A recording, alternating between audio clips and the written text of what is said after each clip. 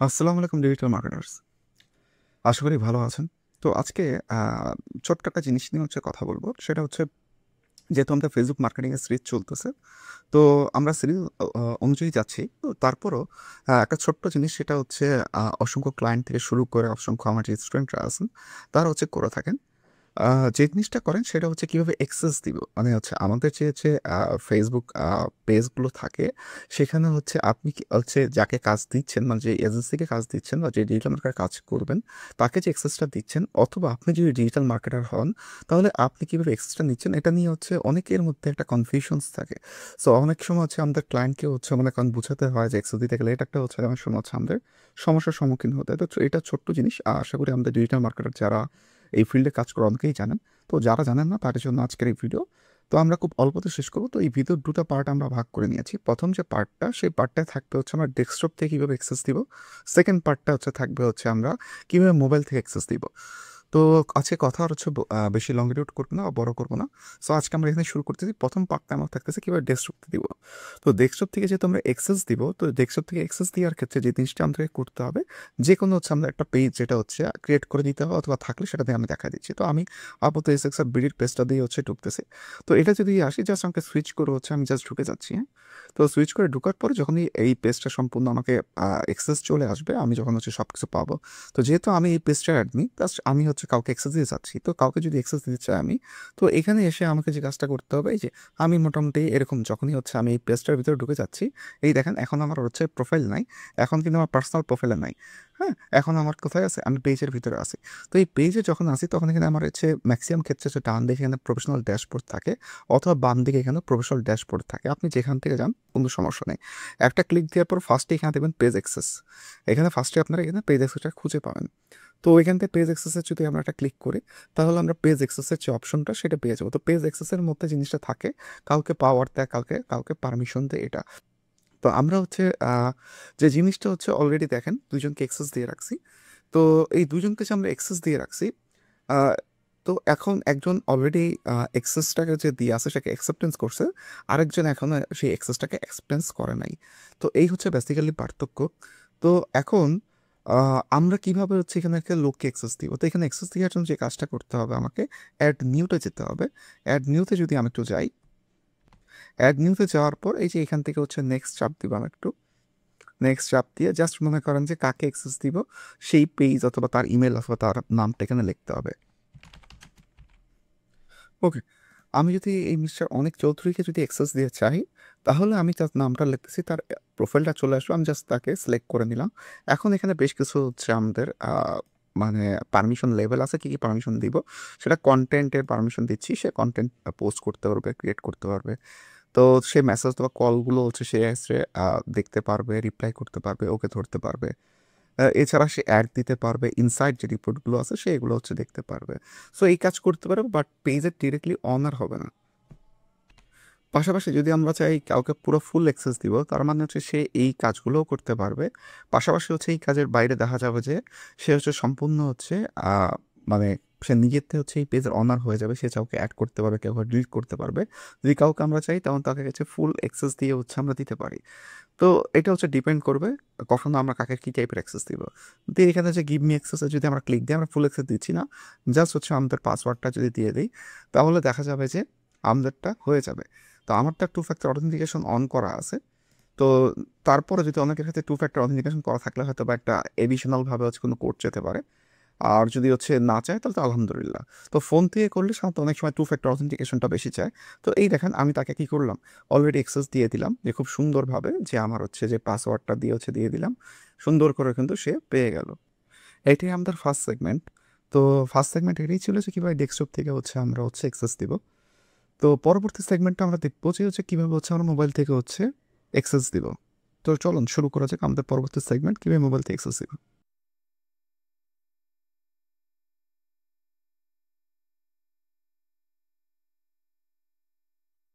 যারা আমরা মোবাইল থেকে ইউজ করতেছি, তো মোবাইল থেকে ইউজ করার সময় যে জিনিসটা করতে হবে সেটা ফার্স্টে আমরা তো আমাদের প্রোফাইলে থাকি।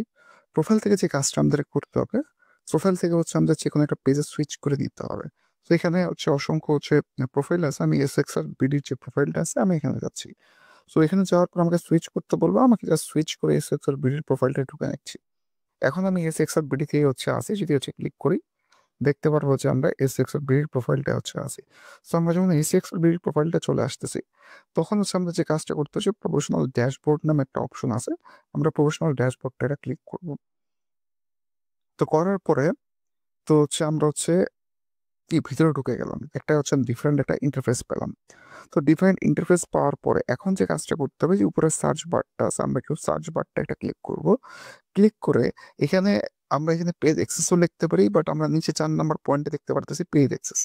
সো অনেকের এটা চলে আসবে 4 নম্বর পয়েন্টে, অ্যাড অ্যাকাউন্ট মনিটাইজেশন, হ্যাঁ, তারপর হচ্ছে প্রোগ্রেশন, আর নিচে আছে আমাদের পেজ অ্যাক্সেস। আমরা এখান থেকেও যেতে পারি, যারা হচ্ছে এখান তো খুঁজে পাবেন না, তারা এখান থেকে কষ্ট করে একটু পেজ অ্যাক্সেস লিখবেন।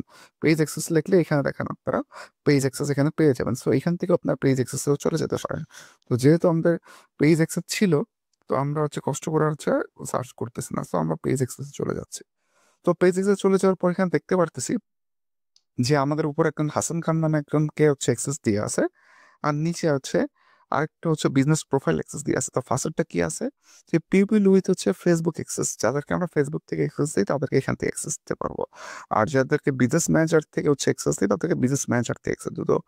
আমাদের এই পেজটা, যে জিনিসটা আমাদের এই টেস্ট হচ্ছে বিজনেস ম্যানেজার হচ্ছে একা প্রোডাক্টস বিডি খেতে হচ্ছে এক্সেস দিয়েছে, এটার একা প্রোডাক্টস বিডির যে পোর্টফোলিও, বিজনেস পোর্টফোলিওর সাথে হচ্ছে অ্যাটাচড।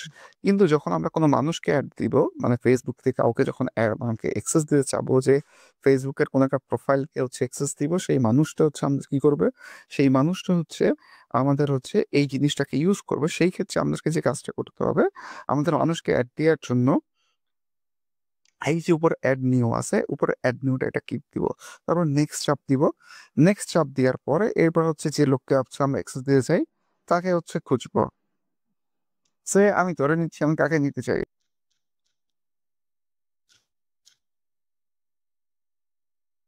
আমি রাহাত জাহানকে নিয়ে নিচ্ছি। আমাদের সাথে হচ্ছে এই অবস্থায় ফ্রেন্ড রিকোয়েস্টের মাধ্যমে আছে, ফ্রেন্ড আছে আর কি। যেহেতু রাহাত রাহান আমাদের সাথে ফ্রেন্ড অবস্থায় আছে, তো আমরা এবার যে কাজটা করব, রাহাত রাহানকে হচ্ছে আমরা এক্সেস দিব।